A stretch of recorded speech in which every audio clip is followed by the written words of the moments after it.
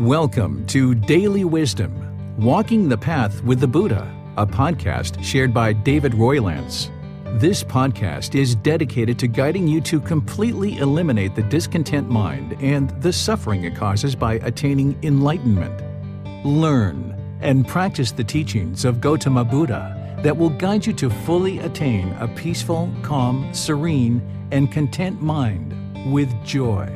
To support this podcast, visit patreon.com/support Buddha or visit buddhadailywisdom.com, where you will discover a full range of courses, retreats, and online learning resources to assist you on the path to enlightenment.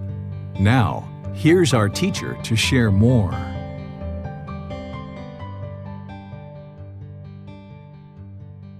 Sawadee Kap. Hello and welcome to Daily Wisdom, Walking the Path with the Buddha.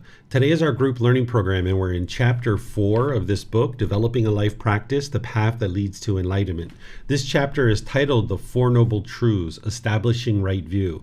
This is the very first teaching of the Buddha to be able to help you get on the path to enlightenment, having a real breakthrough to understanding what's causing your discontent feelings. Because the path to enlightenment is to eliminate all discontentedness, where you no longer experience any anger, sadness, frustration, irritation, annoyance, guilt, shame, fear, stress, anxiety, loneliness, boredom, shyness, resentment, jealousy, even the slightest displeasure is eliminated from the enlightened mind. But how would you be able to eliminate these discontent feelings if you didn't understand what was causing them? So in 4 simple statements, you're going to learn about the problem in the unenlightened mind, the cause of that problem, the elimination of it, and the path forward. I'm going to be sharing with you the 3 universal truths as building blocks to then help you to understand the 4 noble truths. We're going to first do some meditation in order to help prepare your mind for learning, because when you're meditating prior to learning, it helps you to retain the teachings. It helps you to also learn meditation and train your mind in meditation. So I'm going to start with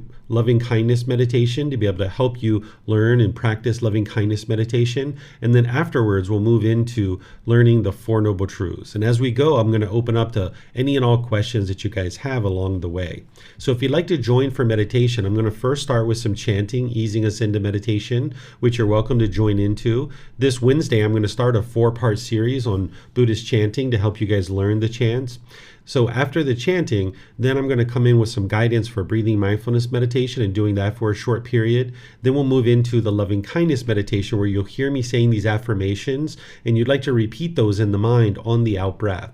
Then we'll go back to a little bit of breathing mindfulness meditation and come out of the meditation with some more chanting. If you'd like to have either the seated, lying, or standing positions, these are the 3 positions that work really well with loving kindness meditation. There's also a walking position for meditation, but we don't typically do loving kindness meditation in that position. So take a position that's comfortable for you. And again, if you'd like to join in with the chants, you're welcome to. And then I'll come back with some guidance. Arahang Samma Sambuddho Bhagava Bhutang Bhagavanang Abhivateyami Savakato Bhagavata Dhammo Dhammang Namasami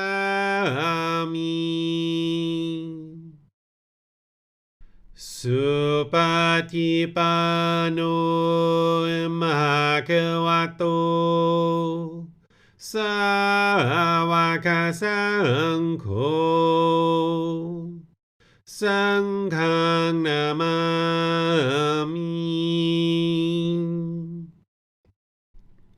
Namo Tassa Bhagavato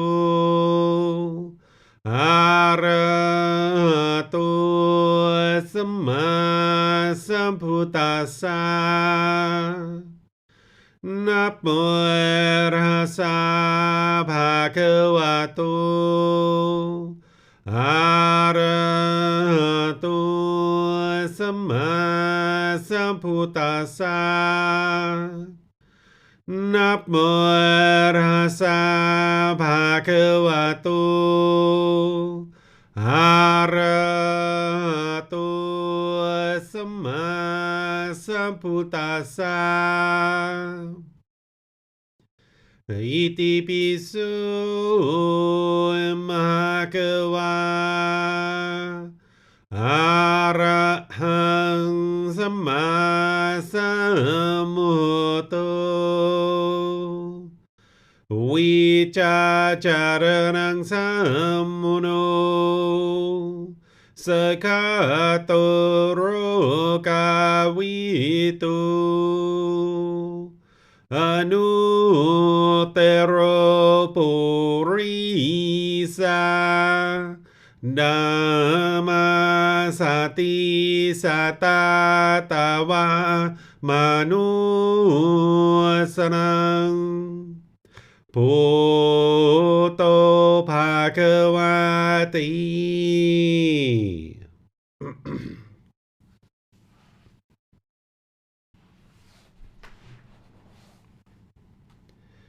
Okay, with the lower body and hands and arms comfortable, in the upper body erect, just close the eyes and start breathing in through the nose and out through the nose. Here you're just looking to establish the breath, a nice, natural, steady, consistent breath. Not forced or controlled, just a gradual inhale through the nose, experiencing the full breath. And then, whenever you're ready, exhale out through the nose. Breathing in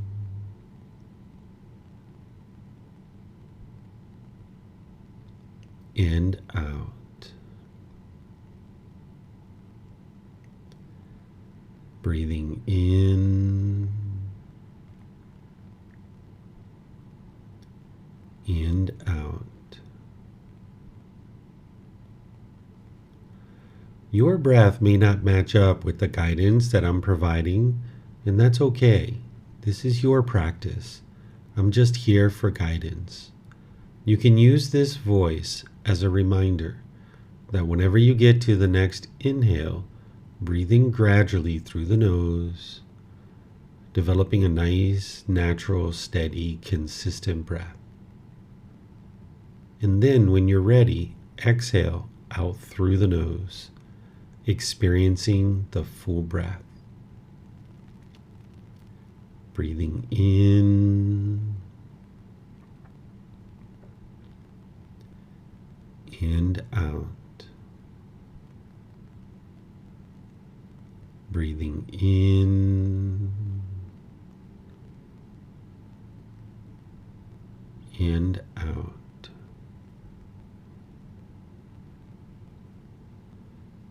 Once the breath is well established, start fixating the mind on the breath, either the sound of the breath coming into the nose or the sensation of air moving over the skin into the nose. The breath is the present moment. Fixate the mind on the breath, the present moment. Breathing in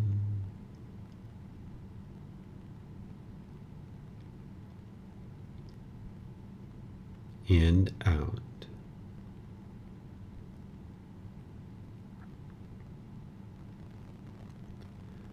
Breathing in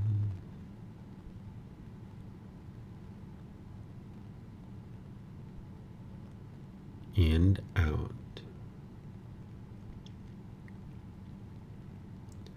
With the mind fixated on the breath, whenever you notice that it moves off the breath, cut that off, let it go, and come back to the breath, the present moment. No need to observe the thought, label it, judge it, analyze it, or even try to figure out where it's coming from. Whenever you notice that the mind is moved off the breath, cut that off, let it go, and come back to the breath, the present moment. Breathing in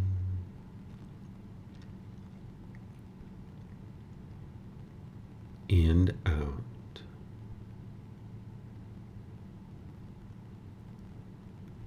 Breathing in and out. I'm going to be quiet now and let you do this work of focusing on the breath, cutting off and letting go anytime the mind moves off the breath. Then I'm come back with more guidance on loving kindness meditation. You have nowhere to go. There's nothing to do. No one needs you right now. This is your time to focus on the breath. Breathing in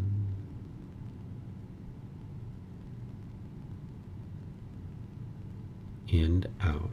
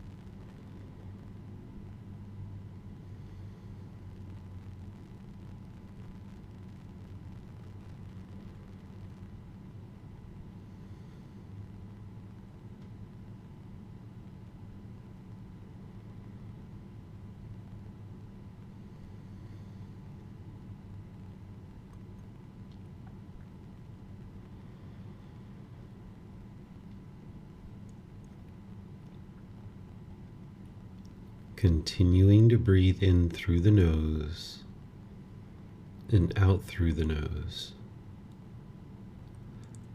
Repeat these affirmations in the mind on the out breath.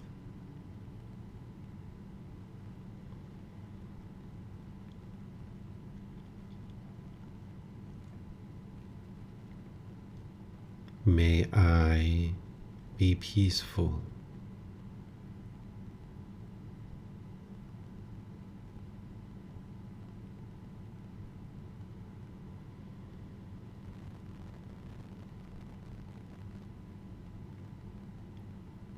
May I be safe.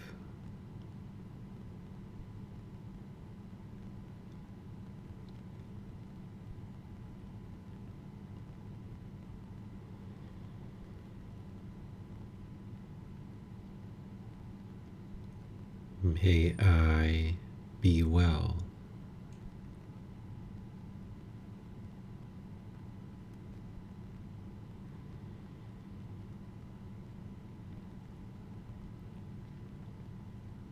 May I be free of all discontentedness in the suffering it causes.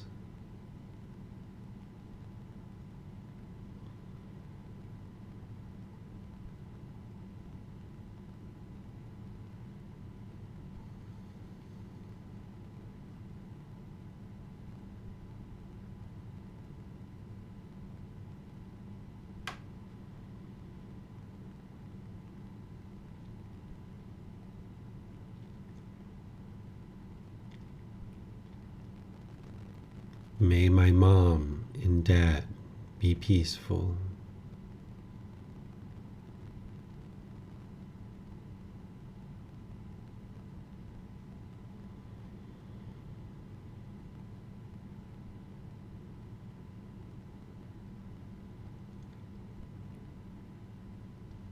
May they be safe.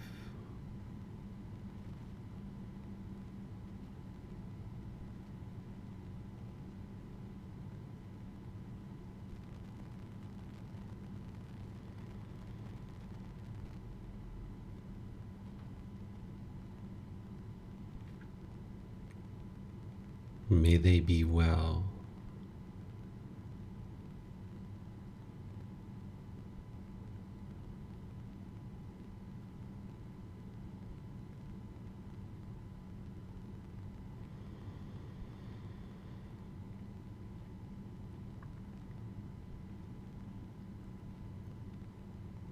May they be free of all discontentedness in the suffering it causes.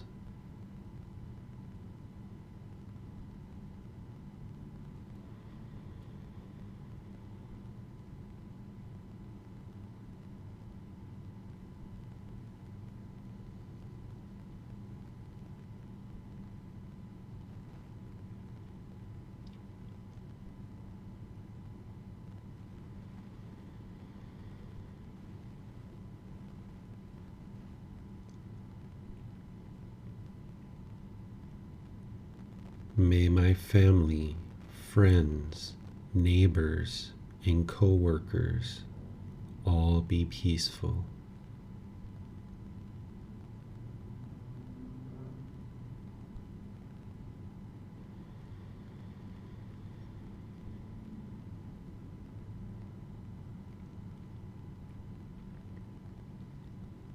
May they be safe.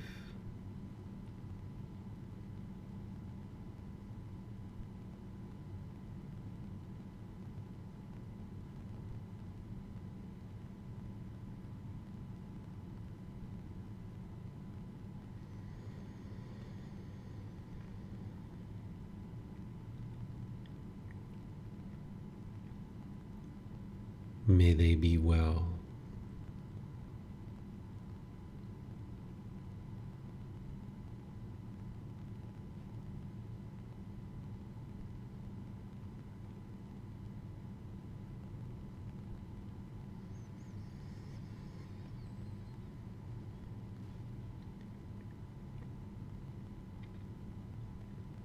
May they be free of all discontentedness in the suffering it causes.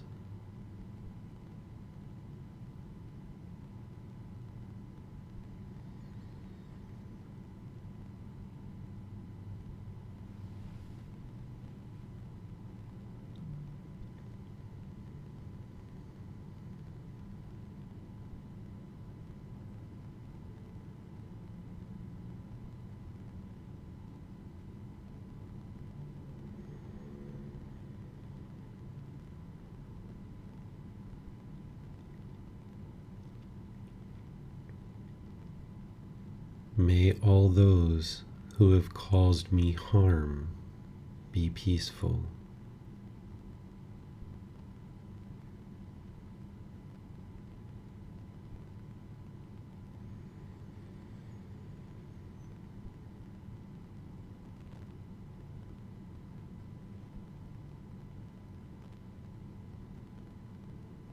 May they be safe.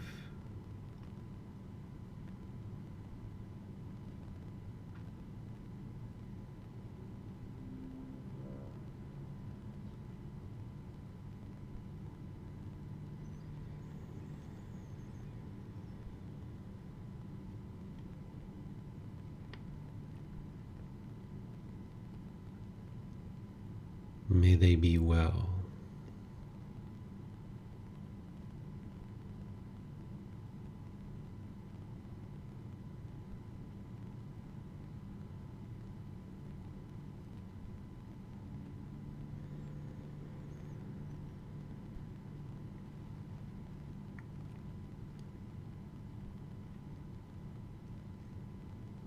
May they be free of all discontentedness and the suffering it causes.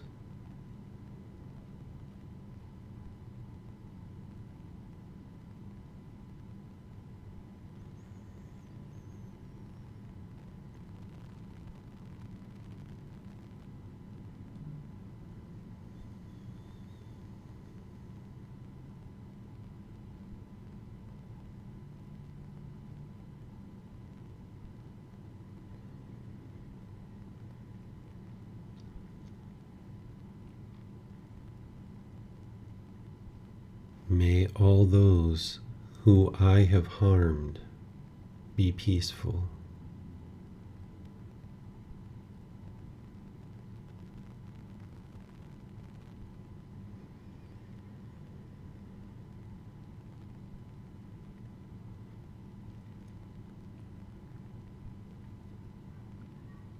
May they be safe.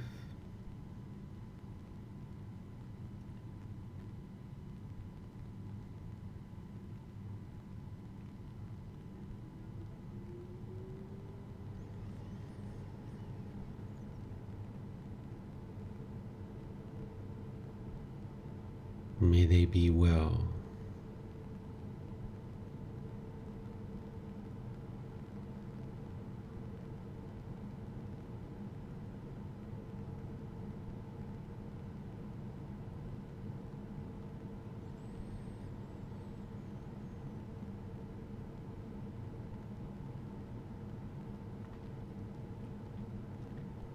May they be free of all discontentedness in the suffering it causes.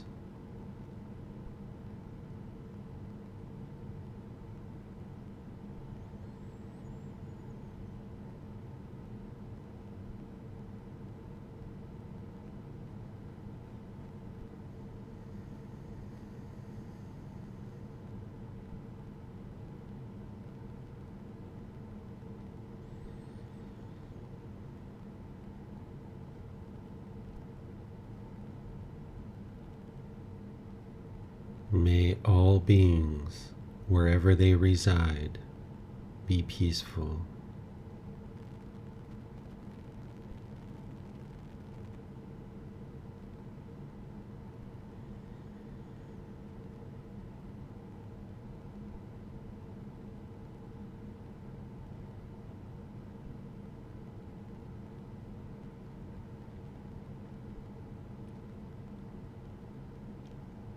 May they be safe.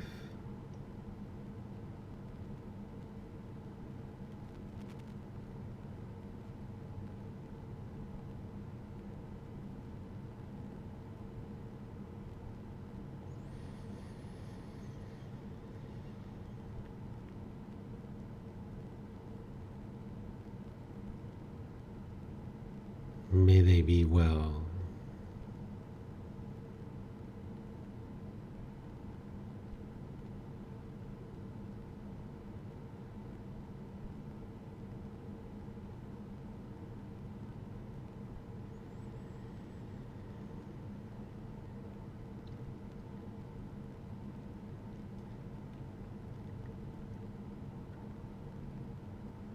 May they be free of all discontentedness and the suffering it causes.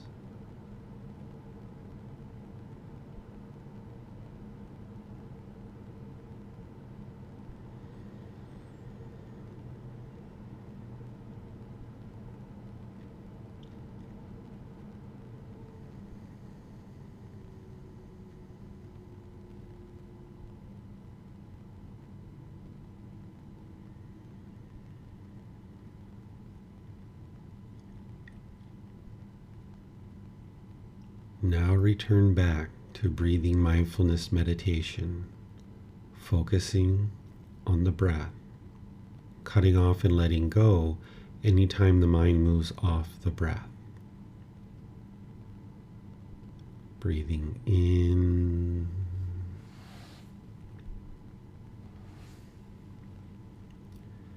and out.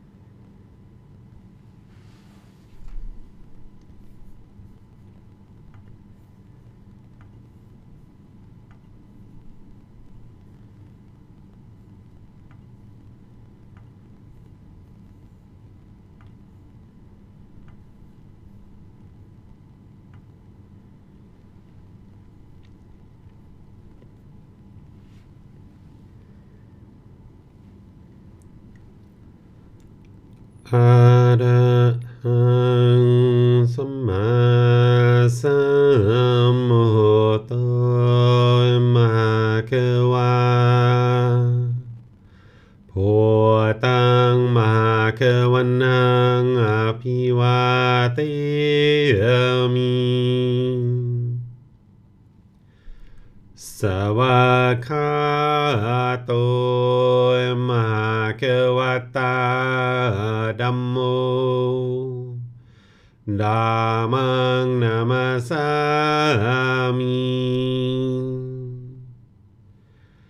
Supatipano Mahakavato Savaka Sangho Sanghang Namami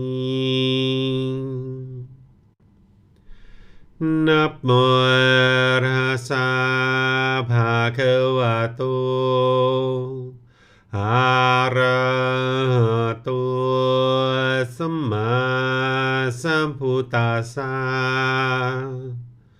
Namo Rasa Bhagavato Arahato สัมมาสัมพุทธัสสะ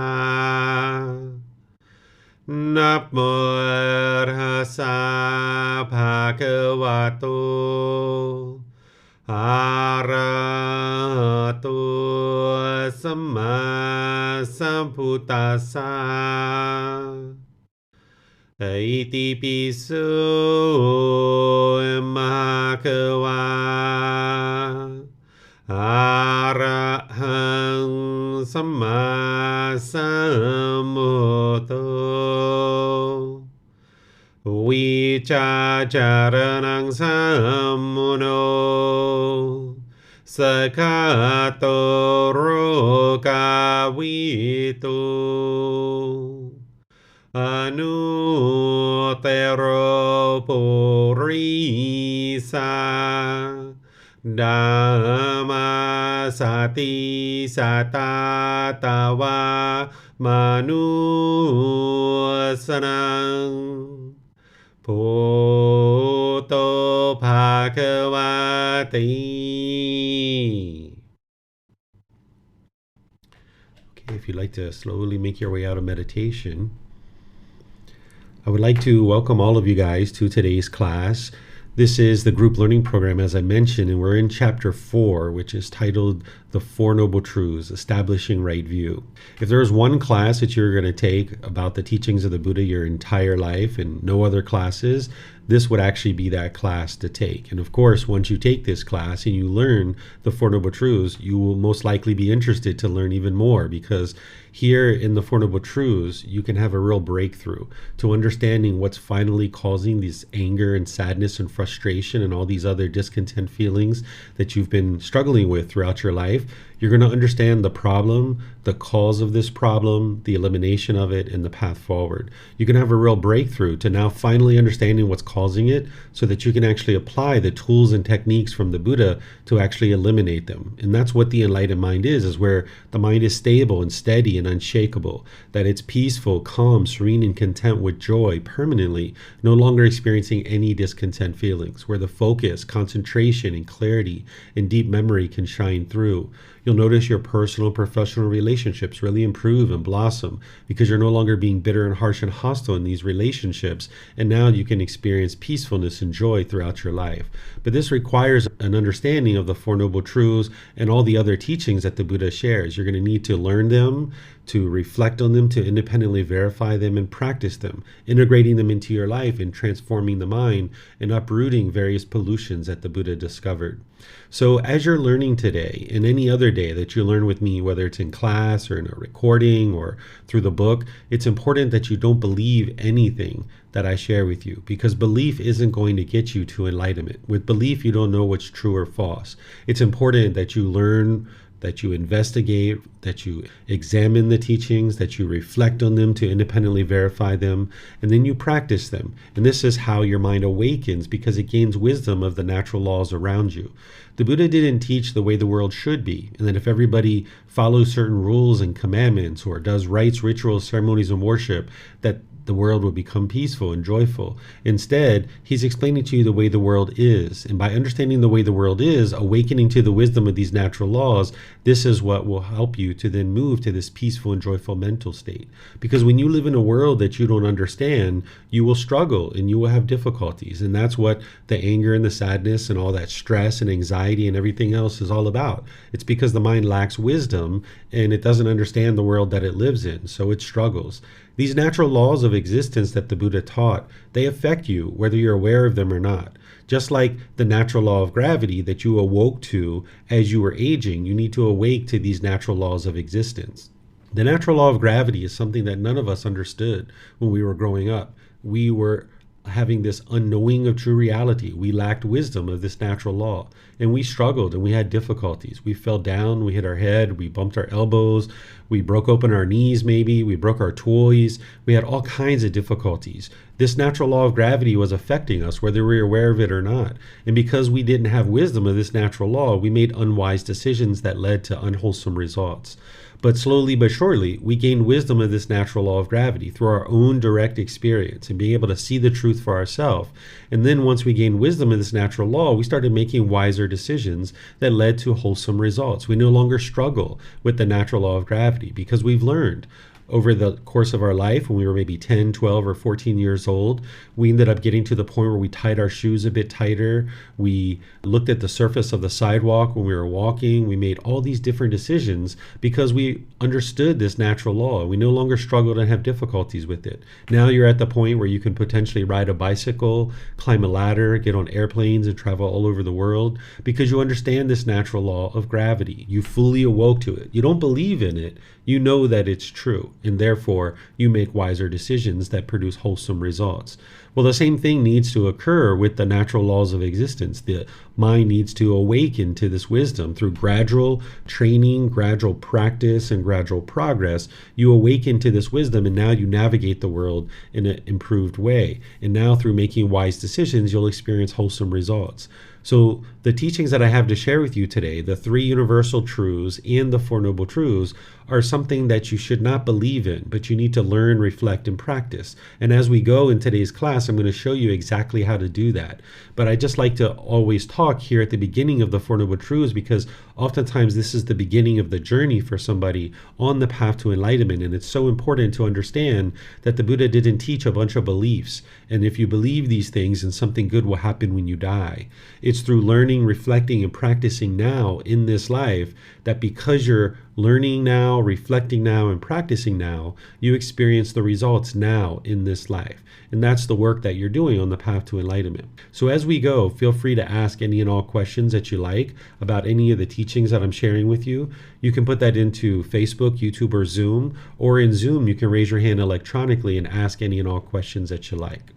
We refer to this as the 3 universal truths and the 4 noble truths because the Buddha knew that they were true. I know that they're true, and other people know that they're true as well, but you're going to need to know that they're true. So here, let me show you how to intellectually learn something and then reflect on it and then understand how to practice it.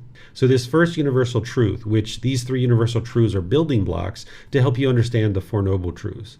The universal truth of impermanence is teaching you that things are constantly changing. There isn't this steady, fixed state of certain objects in the world. Anything that you see, that you hear, that you smell, that you taste, anything that comes in contact with the body, and any thoughts or ideas that go through the mind, these are all impermanent. They're what's called a conditioned object. A conditioned object arises, it changes, and it fades away. This is the universal truth of impermanence, helping you to understand that everything around you is impermanent. There are things called unconditioned objects, like enlightenment itself is unconditioned. It doesn't arise, it doesn't change, it doesn't fade away. The natural laws of existence, the teachings, those are also unconditioned. They don't arise, change, or fade away. What the Buddha described as natural laws during his lifetime are the exact same natural laws that exist now during this lifetime because they don't change. This is why his teachings are just as applicable today as they were 2,500 years ago. The books have changed, the people's memories have changed. These kinds of things are all subject to impermanence, but the natural laws themselves have not changed. So his teachings are timeless. They apply during his lifetime and they apply now as well because they are an unconditioned object. But all conditioned objects are going to arise, change, and fade away. And everything around you that you can see, hear, smell, taste, that comes in contact with the body and that goes through your mind is an impermanent object. It's a conditioned object. It arises, changes, and fades away. So this is the learning part. Very short, very simple, helping you to understand the universal truth of impermanence. But now you don't believe that. That's just something I'm teaching you. Now you move into reflection. As you hear your teacher teaching, you would like to independently verify whether it's true or whether it's false. So now what you do is you start looking at things in the world to try to determine if what I'm just sharing is actually true. You look around the world and try to see if you can find something that's permanent. Because if you can find something that's permanent, this is not a universal truth. So what I suggest you do is you start with something that you're familiar with, like the human body. You're very familiar with this.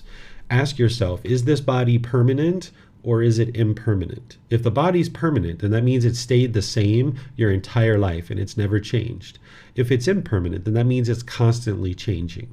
So you need to ask yourself that and answer the question, is it permanent or impermanent? Well, of course, you're probably answering that, yes, it's impermanent, right? Because our hair grows, we cut it, our teeth grow in, they fall out, and they grow in again. Our height changes, we get a little bit of fat maybe, we get a mole, a pimple, our hair color changes, we maybe get gray hair, we start losing our hair. These are all physical changes that are happening to the body because this body is impermanent. Ask yourself about your relationships. Are they permanent or impermanent? If your relationships are permanent, you've had exactly the same people in your life your entire life. If your relationships are impermanent, you've had people coming and going in and out of your life at different times during your life. So are your relationships permanent or impermanent? Of course, they're impermanent, right? What about your bank account? Is your bank account permanent or is it impermanent? And what you'll come back with is, yes, it's impermanent. It's constantly changing. It's going up and down and up and down. Some people's goes up, up, up. Some goes down, down, down. Your bank account is constantly changing. What about the weather? Is the weather permanent or is it impermanent? Of course, it's impermanent, right? So you can look around the world and you can go out into the world and you can see that things are constantly changing. Whether you look at a tree and it used to not have leaves and now it has leaves.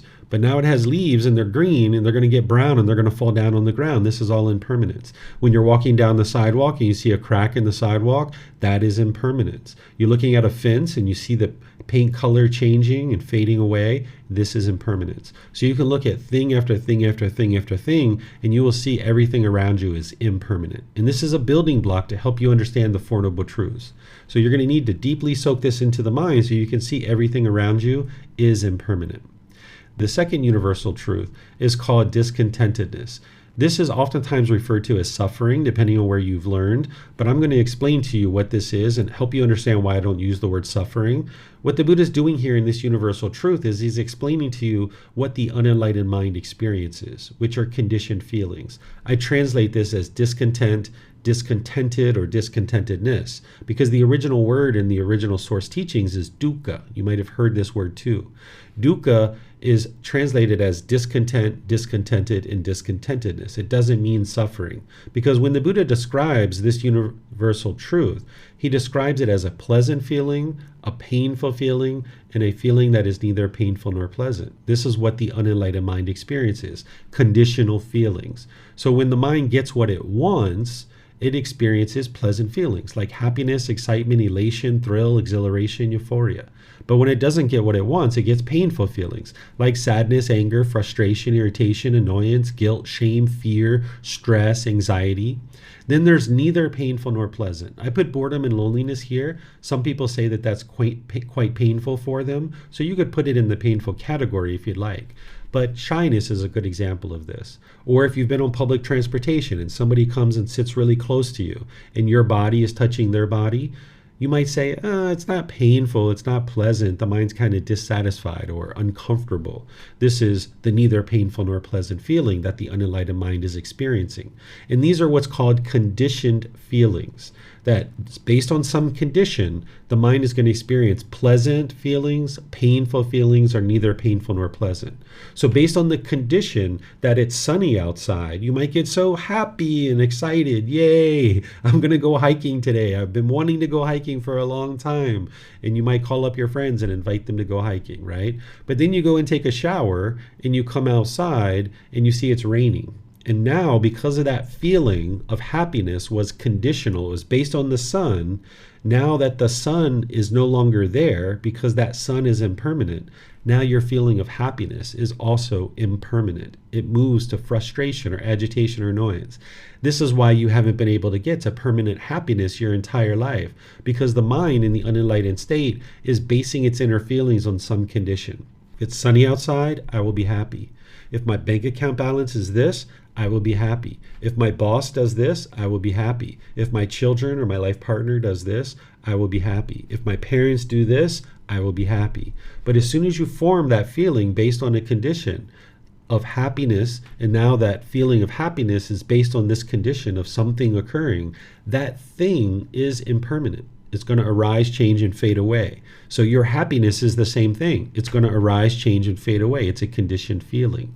So now your mind's going to move to these painful feelings. An enlightened being doesn't experience this, that they've changed the way that their mind functions. They've trained it in its discipline where it doesn't form its inner feelings based on some condition. So an enlightened being seeing it's sunny outside, they were already happy before they ever saw the sun. And now they might decide to go hiking, but then when they go take a shower and they come out and they see that it's raining, they're not going to be upset or frustrated. They're going to be like, all right, well, I guess I'll go to the mall, or I'll stay home and read a book. Maybe I'll invite my friends over for some dinner. I'll cook them some food. You'll just change your plans because you understand that the sun is impermanent. So therefore, if you form your inner feeling based on something like the sun, then you're setting yourself up for these discontent feelings of painful feelings coming into the mind. So this particular universal truth is explaining the up and down and up and down and up and down that is experienced in the unenlightened mind. And some people refer to this as suffering. I don't refer to it that way because it explains the painful feelings. That if you're experiencing sadness, anger, frustration, or any of these other discontent feelings that are painful, you might say you are suffering. But that's only 33% of this particular universal truth. When you're happy, excited, elated, you probably wouldn't say you are suffering. Or when that person you don't know comes and sits next to you and your body's touching their body, you probably wouldn't say that you are suffering in that situation. You might say your mind's discontent, discontented, or discontentedness. So this explains the full spectrum of feelings that the mind experiences in the unenlightened state. Whereas if we continue to use the word suffering, we're not fully representing what it is that the Buddha taught. So you're missing 66% of his teachings if you use the word suffering. And you wouldn't be able to get to the ultimate goal of the teachings of the Buddha if you were only understanding 66% of his teachings, because the ultimate goal is to eliminate these conditional feelings so that you can get to the unconditioned peace, calmness, serenity, contentedness, and joy, where the mind's just always happy. You're beyond these conditional feelings. So this word discontentedness fully represents what you experience in the unenlightened state. And now that you've learned that, now you start reflecting on it, because you're not interested in believing what I'm sharing with you. You reflect on this, and now you decide, does this accurately represent what it is that you experience? Because you know that your mind is unenlightened, and you can look at any of the feelings that you've had over your life and ask yourself, does that fit into one of these three categories? Is there any feeling that you experience that doesn't fit into one of these three categories? And if you have that thought, then just ask me a question during the question period and I will help you. So this is how you can independently reflect that, yes, indeed, this is explaining what the unenlightened mind experiences. It is a universal truth. Then there's the universal truth of non-self.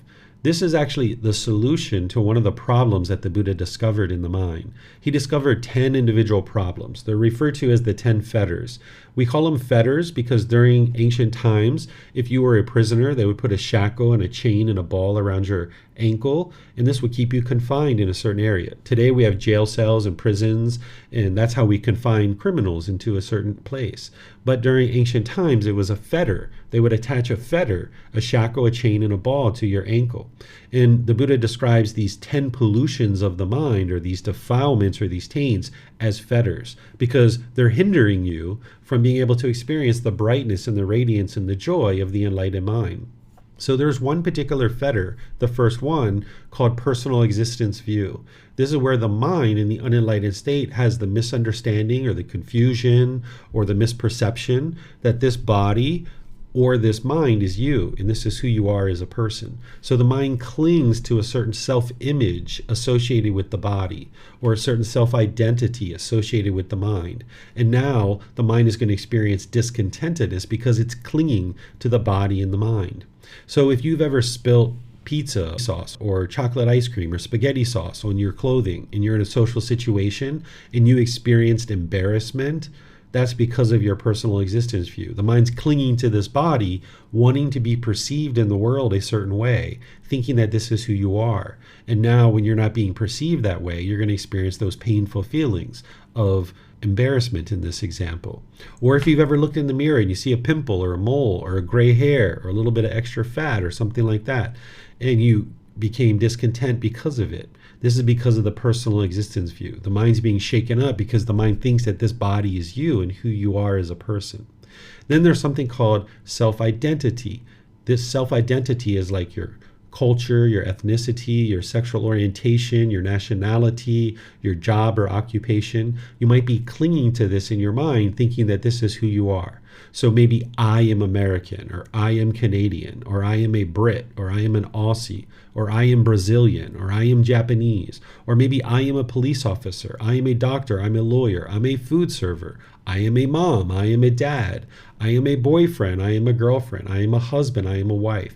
Any of this I am, the mind is clinging to it and holding on to it. And now when you identify with these things and you cling to it, thinking that this is who you are, when you experience impermanence related to these things, you'll get shaken up. So say, for example, you've been a boyfriend or girlfriend or a husband or wife, and you identify with that's who you are as a person. Now when the relationship's over and you either break up or maybe your partner dies or something like this, you'll feel uncomfortable because you identify with I am a boyfriend, I am a girlfriend. But now when you're single, you wanted to hurry up and get right back into another relationship, perhaps, because you wanted to assume that identity again. You didn't feel comfortable because the identity wasn't intact.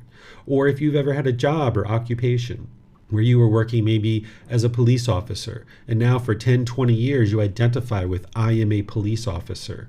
And then maybe you get injured and you can't do the work anymore, or maybe you retire, or maybe you've been laid off or fired from any particular job.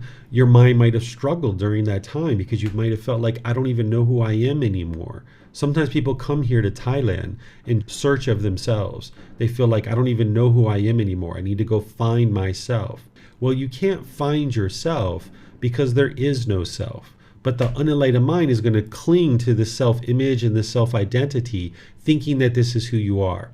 And because everything around you is impermanent, as long as you're clinging to this body or this mind and you're experiencing change or disagreeable contact related to it, you will struggle and have difficulties because you can't control what's happening in the world. So say, for example, I identify with I am American. And say I'm at dinner at a restaurant and 2 tables over, somebody is degrading and disparaging people from America. Well, if I identify with I am American, and now I hear that, the mind's going to think they are talking about me because I am American. And now you'll get angry or frustrated, irritated. So you can evolve to a point where you understand that this body was born in a certain place. In my case, it's born in a land that we refer to as America, but it hasn't always been that. Right? So I can understand that this body was born in that particular location, but the mind doesn't have to adopt the identity of I am American because I can't control what other people say or do. So as long as you cling to any identity about your culture, ethnicity, your nationality, your sexual orientation, your job or occupation, or any number of other things, your mind clinging to those things as your identity, it'll struggle and have difficulties when you're experiencing this change. The same thing is true about the self-image, that this body is going to be constantly changing. So if you cling to this, wanting it to be permanent, then you will experience discontentedness. So the Buddha is explaining to you in the universal truth of non-self that there is no self, that this body is not you, this mind is not you. The choices and decisions that you make, it's not you. The feelings that you experience in the mind, this is not you. It's not who you are. So anything that you've made decisions about in the past that are unwise, you can let that go and realize that you don't need to feel guilty and shameful about those things that you've made decisions about in the past. Because at that time, you made the decision that you thought was best, but with a lack of wisdom, you might have made unwise decisions. And there's no need to feel guilty and shameful today because those decisions in the past don't define who you are. So this body nor this mind is you. There is no self. But the challenge in the unenlightened mind is it has this confusion, this misunderstanding, this misperception. It has this personal existence view in there, thinking that this body is you or this mind is you. And when you realize non-self and you realize that this body nor this mind is you, you'll experience more peace and more joy. So while there is a body and there is a mind that has come together for this existence, and we refer to that as a person or a human being, that's not you. It's not who you are as a person. It's just a physical body and it's just a mind. So here's the way that you can independently verify this and see the truth for yourself, because that's the intellectual learning. And oftentimes people don't understand this when I first start sharing it with them, because they spent so much time accumulating this identity or this personal self-image, right? So You might not understand this 100%, and that's okay, because you're going to need to revisit this multiple times. And when we get to chapter 16 in this series of group learning program, we're going to dive into personal existence view more detail, and I'm going to explain to you how to eliminate it. But now it's just an introduction to it. So let me show you how to independently verify this, even at this early stage, that there is no permanent self. Think about yourself when you were a child, a teenager, early adulthood, and now. Your character, your personality, and how you viewed yourself. Ask yourself, has that been constantly the same? Or has your views and opinions and your personality and your character been changing throughout this entire time? Well, of course, it's been changing. You're not the same person from your early childhood to teenage years to early adulthood and now. That this has been constantly changing, so you can see that there is no permanent self.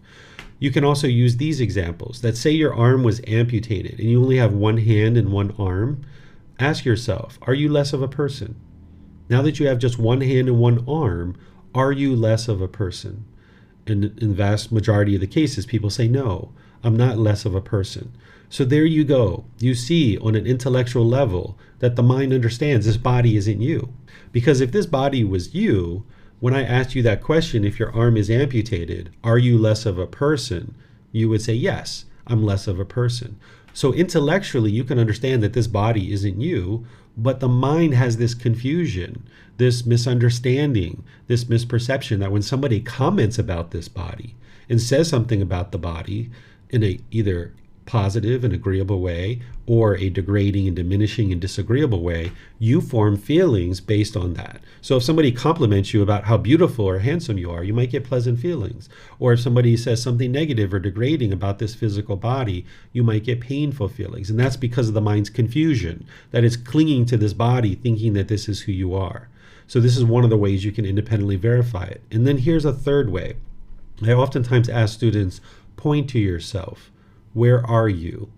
And they will typically point to their chest or their head or something like this.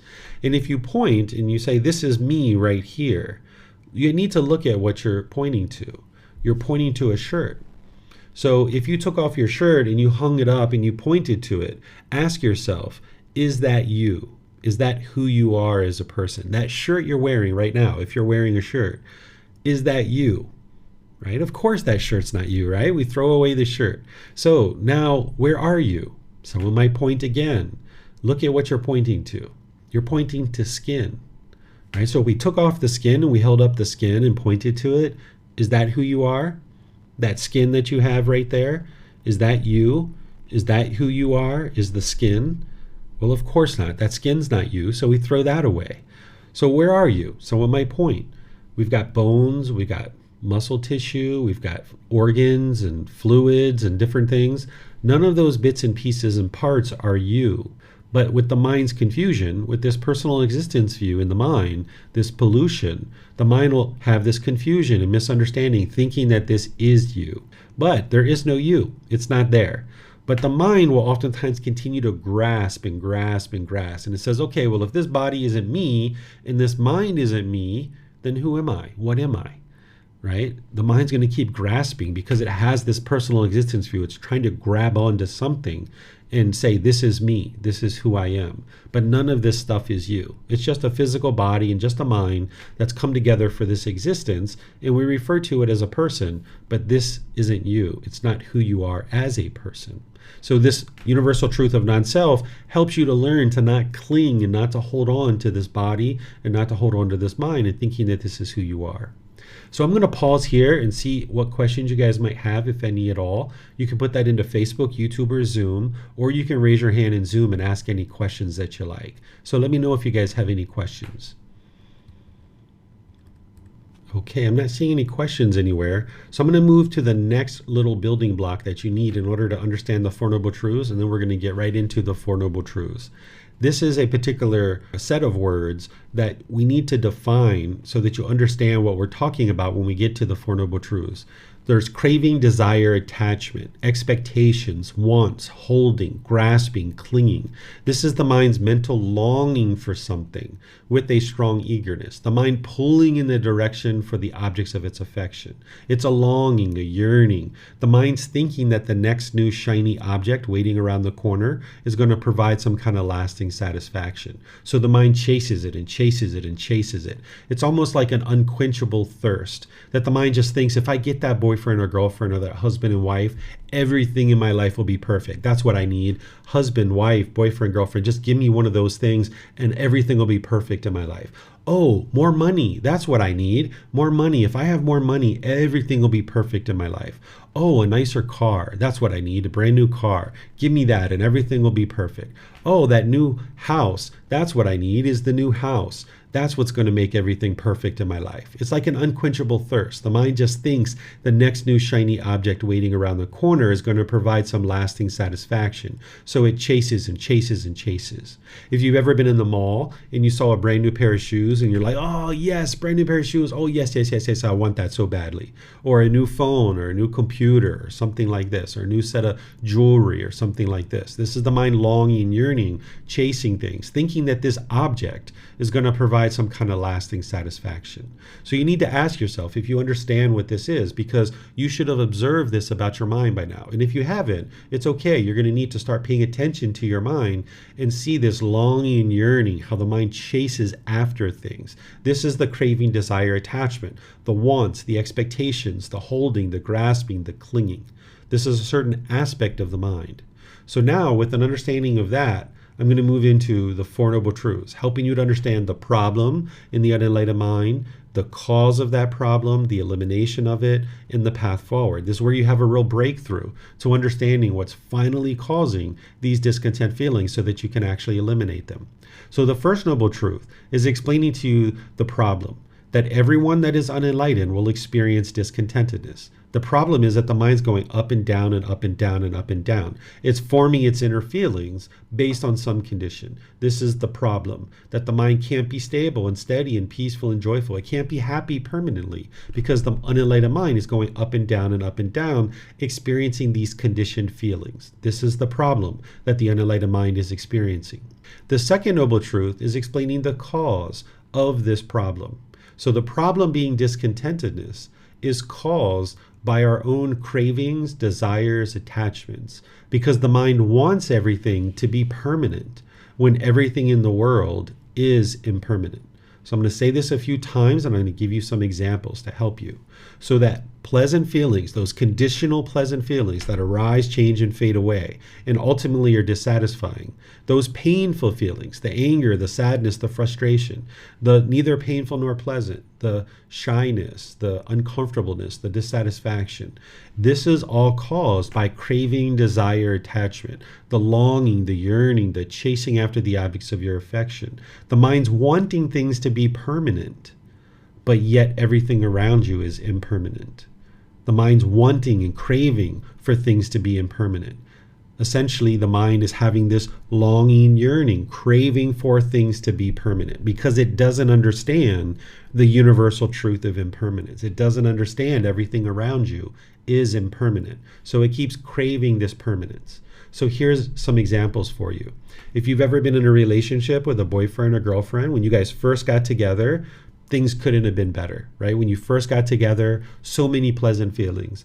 They're showing you affection. You guys are going out to dinner and the movies. Maybe you're going to the mall together. Maybe you're going to the park. You're having these great conversations about all kinds of things. Maybe you're even having intimate contact. This is the mind experiencing pleasant feelings based on the condition of having this new relationship in your life and having this relationship and this affection. Somebody that's calling you up, sending you text messages, checking in on you, and things like this. But then as time goes on and the relationship ends and it's over, now the mind experiences this impermanence. The mind doesn't like that. The mind doesn't like impermanence. It's craving permanence. It's wanting this relationship to be permanent. And now when the relationship is over, you experience sadness, anger, frustration, loneliness, boredom, things like this. Maybe resentfulness, maybe jealousy as you're experiencing the breakup of the relationship because the mind's holding on. It's craving for this relationship to be permanent. It's not the love that's causing the anger and the sadness. It's the mind holding on to this relationship, wanting it to be permanent. Even if you guys were together for the rest of your life, more likely than not, one of you guys would have died first. And now the mind holding on and craving permanence, you would have missed this person. You would have had loneliness and boredom and sadness and frustration. Because like when grandma and grandpa die, or mom or dad or brothers and sisters, when people are dying in your life and you're experiencing grief and sadness and misery or sorrow, you're not a bad person. You haven't done anything wrong. It's just that the mind's holding on. It's craving permanence. It's wanting grandma and grandpa to be permanent, but they are impermanent. They arise, they change, and they fade away. Just like all of us, we're all going to experience death because we are impermanent. We are a conditioned object. But as long as your mind's craving for grandma and grandpa to be permanent, or any other person that's close to you, when you experience this change of death, your mind's going to experience the painful feelings, because the mind's craving is, I want them to be alive. And as long as they're alive, I'll be happy. But when they die, I'm going to be sad. The mind's forming its inner feelings based on this condition. The same thing is true if you've ever been to a wedding, right? If you've been to a wedding and you grieved, or the people around you grieve, this is because the mind's holding on to this person, wanting them to be permanent. And now this ceremony represents them going off into life. And you experience this impermanence where they're going off in life with another person. And the mind grieves during this period of time. Or if you've ever been dropped off at university or college and your parents grieved, or you grieved, or maybe if you can remember back to when you went to preschool or kindergarten, if you were grieving, this is the mind craving mom and dad to be permanent. I thought they were permanent, even all the way back to the womb. When we were in the womb of our mother and everything couldn't be better, we were hanging out in there, we had everything taken care of, we were getting all our food and water. Man, it couldn't have been better in there. And the next thing you know, here comes this impermanence. Boom, come out into the world. And now we experience this impermanence. And right away, we're discontent. Right? We're crying because we're craving permanence. We're wanting to be in the womb permanently. That's what the mind's craving and holding on to, craving permanence. So it's not love that's causing these discontent feelings, because love is a genuine interest in seeing all beings be well. This is active goodwill. We're going to talk about true love when we get to chapter 15. So it's not love that's causing this sadness and anger and loneliness and boredom and all these other feelings related to relationships. It's the mind craving permanence. The mind is longing, yearning. Here's another more simple example, that if you ever had a brand new car or some other object, maybe you bought this brand new car, you drove it off the parking lot, and you were so proud of that car. You got all these pleasant feelings. It's the perfect car for you. And now you park it, you go inside, and you come out and there's a scratch on your car. Oh man, you might be so frustrated with this scratch, right? Well, it's not the scratch that's causing your discontentedness. And it's not the person who caused the scratch. That's not what's causing your discontentedness. What's causing the discontentedness is the mind's craving for this car to be permanently beautiful. That's what the mind's experiencing, is the craving, desire, attachment is the cause of the frustration or that anger or whatever feeling that the mind is experiencing. Now, we're not talking about what's wise or unwise here, because it's wise not to scratch somebody's car. It'd be wonderful if nobody ever scratched your car, but that's not the world you live in. You live in an impermanent world. And as long as your mind's craving permanence, then when you experience impermanence, your mind's going to be shaken up by that, because the mind's craving something that it can't get. So another way to say the mind's craving permanence is to say that it does not like impermanence. It's shaken up by this impermanence. And the car is impermanent. The paint's going to fade, the upholstery is going to get ripped and torn, the tires are going to need to be changed. This car is impermanent. So we make decisions to try to take care of the car, but fully realizing you need to understand that it's impermanent. It's going to experience change. But if you're craving for it to be permanent, you will be shaken up when you experience impermanence related to this car. So now that I've shared with you the understanding intellectually to be able to learn the second noble truth, now you reflect on this. Each one of these Four Noble Truths, you can reflect on it and independently verify that it's true. So take a recent situation where you have been angry or frustrated or agitated or annoyed. It could have been this morning, it could have been yesterday, it could have been last week. Look at that situation. Now, at that time, you might have been trying to blame somebody else, because that's what the unenlightened mind does, is it will tend to blame other people for the feelings that you experience. Again, you're not a bad person. You haven't done anything wrong necessarily. This is just the lack of wisdom that the unenlightened mind has. So rather than blaming other people, because that's not what the problem is, the real problem is inside your own mind. It's the craving, desire, attachment. So look at that same situation with this new wisdom, with these fresh eyes. Look at that situation. There was something your mind wanted that it didn't get. And if you would have got what you wanted, you would have gotten pleasant feelings. But because you didn't get what you wanted, you got angry or sad or frustrated or irritated or some other discontent feeling. You can see that the mind was longing, yearning, it was craving. And if you have difficulties with that one, let me know. Because I have people sometimes share, hey, David, I was at home and my house looked a certain way. I went to work and I came home and my wife had a craft project all over the house. The house was a wreck and I got frustrated. How did my mind cause this discontentedness? I wasn't even there. She's the one who messed up the house, right? Well, I need to remind the person. Well, your mind's craving for the house to look a certain way permanently. When you went to work, it looked a particular way and your mind was craving that and wanting it to look that way. And when you came home and you experienced this change, this impermanence, with your mind craving and longing and yearning for the house to look a certain way, you got frustrated. So the house can't look that way permanently. It's impossible. And now with this craft project all over the house, your mind experiences discontentedness because it's craving permanence, right? And just like the house looking a certain way when you went to work, that was impermanent. This craft project being all over the house, that's impermanent too. Your wife's going to eventually put it away, and you may even help her to put it away too. So as long as the mind's craving permanence, it's going to experience this up and down and up and down. It's going to experience the problem, the discontentedness. And when you're experiencing feelings like anger and sadness and frustration, those painful feelings, you might falsely attribute those to something external. You might think that it's this person or this situation that's causing these feelings. This is the lack of wisdom. This is the wrong view. That because of wrong view, the mind doesn't understand what it doesn't understand. It doesn't realize that the true problem is within your mind. So you will falsely attribute these painful feelings to a person or to a situation. And when you do, what you'll end up doing is pushing that person away out of your life. I'm sure you've done this before, where you thought a particular person was the cause of your anger or sadness or frustration, and you might have pushed them out of your life, thinking that that was going to solve the problem. Or you tried to push the situation out of your life, thinking that was going to solve the problem. But it didn't, because the problem is still occurring. You're still getting angry. You're still getting agitated. You're still getting annoyed. It's just another craving that's being triggered. So the problem is still existing, because pushing somebody away isn't the cause of the problem. That's not going to fix it, because that's not the cause. If that was the true cause of the problem, when you push that person away, you wouldn't get angry or irritated or annoyed anymore. So that's the first thing that the unenlightened mind will do when it has wrong view, is it'll push people away out of your life. Or you'll become bitter and harsh and hostile towards that person, thinking that that's going to somehow solve it. You might try to fear this person into doing things your way.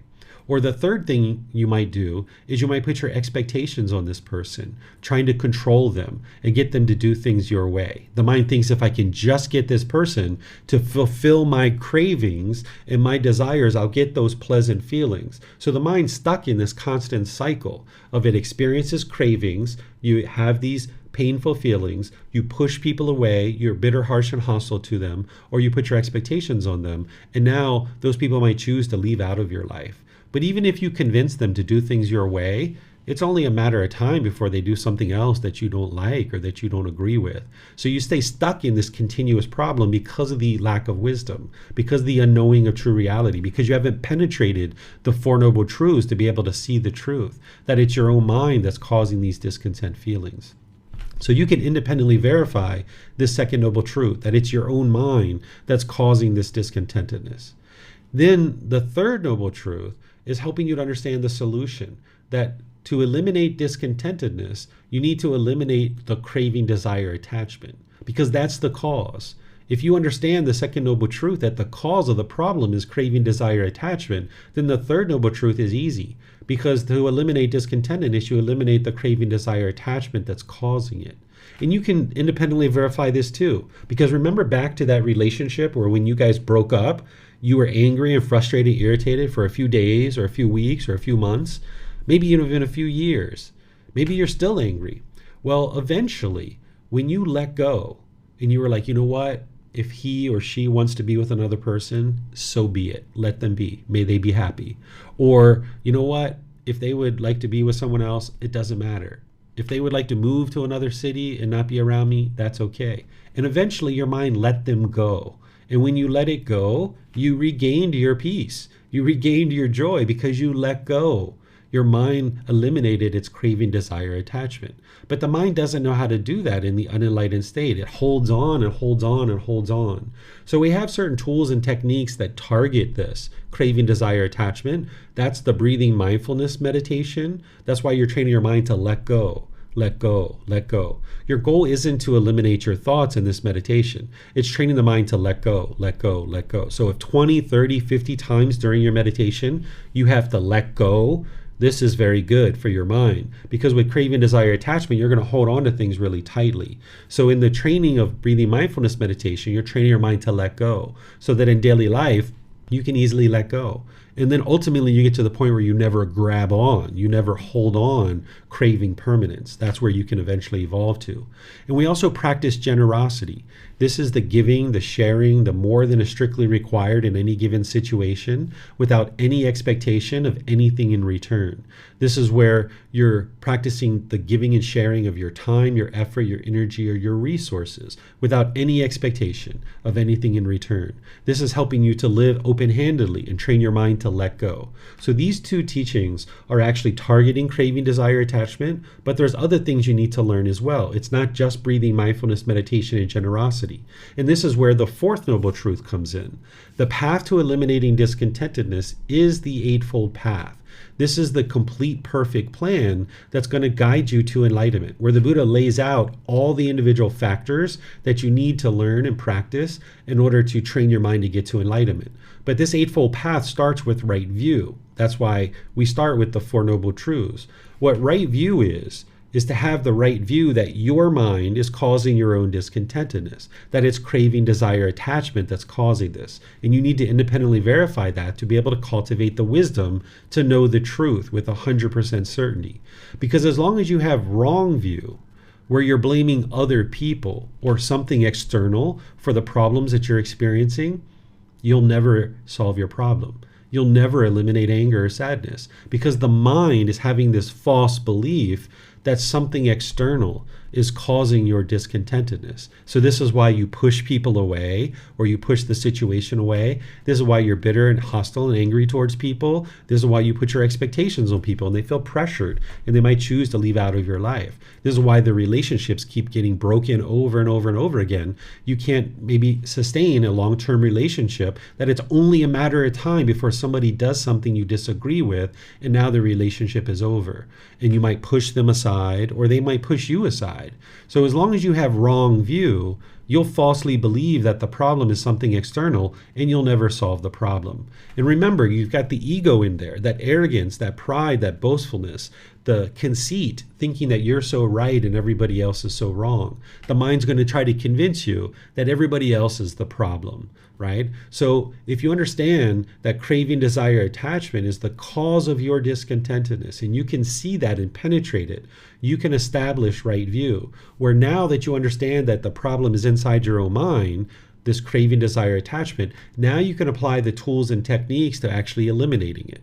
Because if it was everybody else that was causing the problem in your mind, then you've got to train the whole world to do things your way. You've got to train 8 billion people to do things your way, and this is impossible. But you can train one mind. You can train one mind, and that's your own mind. So that's what the Buddha shares with you, and all the other factors is how to train your own mind to be able to now eradicate the problem of discontentedness through eliminating the cause. which is the craving, desire, attachment. When you eliminate the cause that's producing these discontent feelings, when you purify the mind, you'll no longer experience any anger or sadness ever again because your mind's been purified. And this all starts with right view. This is the foundation that's going to help you to now learn right intention, right speech, right action, right livelihood, right effort, right mindfulness, and right concentration. And this is what I'm going to teach you next week in our class on Sunday, chapter 5. This is the wisdom, moral conduct, and mental discipline section of the Eightfold Path. It's organized into these 3 sections. And now, building on right view, you'll be able to fully transform your mind, purify it, and now experience the peace and joy of the enlightened mind. Essentially, this Eightfold Path is like 8 individual dials that you're dialing in and helping to produce a better and better quality mind. It's kind of like a speaker system. If you were dialing in and tweaking these dials in one by one by one, you would get a better and better quality sound out of these speakers. And that's what's going to help you to now produce a better and better quality mind, that you dial in this Eightfold Path into your life more and more closely. So this is everything that I have to share with you guys today. I'll open up to see what questions you guys might have related to the path to enlightenment, this particular teaching of the 3 universal truths, the 4 noble truths, or anything you would like to discuss related to what I've shared today, or anything else that you'd like to ask questions about. You can put that into Facebook, YouTube, or Zoom, or you can raise your hand in Zoom and ask any questions that you like. So let me know if you guys have questions. Okay, it looks like Mayu Lee is asking a question here on Facebook. Teacher, when our mind have a breakthrough and our life improve tremendously, is this mainly the mind that have transformed or also the Gotama? It's actually both. That by cultivating wisdom and now making wiser decisions, some of those wiser decisions are to train your own mind. And then as you're training your mind, you're making wiser decisions in the world. You're no longer making decisions through the pollutions of mind, that the pollutions have reduced more and more and more. And now the wholesome qualities are increasing more and more. By making those wiser decisions, you're producing wholesome Gotama. So it's actually through transforming your mind that you will now make wiser decisions, and those wiser decisions are producing more wholesome Gotama, or wholesome results in your life. So it's all those things coming together that are experiencing transformation and improvement in your life. Okay, I don't see any other questions anywhere. So you guys must be understanding this to a certain degree. So what I'll do then is just thank all of you guys for joining. Thank you for your interest and dedication to learning and practicing the teachings. This is where we're now going to walk through all the teachings. This is where you're going to learn the 4 noble truths, the Eightfold Path. You're going to learn about the middle way, the 5 precepts, the 3 poisons or the 3 unwholesome roots, the natural law of Gotama, what is merit. Each week we're going to be progressing and going deeper and deeper into the teachings, helping you build a real foundation in the path to enlightenment. And as you're learning, reflecting to independently verify and practice and integrating the teachings into your life, this is where you're going to see the real results that Mayu Lee is asking about, because she's somebody who took this program last time when I taught it. You're going to see all this transformation occurring as the mind's awakening to more and more of this wisdom. But you're going to need to, of course, learn in class, read the book. If you have access to that, you can download it from the website for free. You can print it. You can get printed versions at the temple that I teach here in Chiang Mai, or you can order them on Amazon. So you'd like to be coming to class, reading the book, and doing your meditations. And this is going to help you to gradually awaken the mind so that you can experience more and more improvement to the condition of the mind and your life.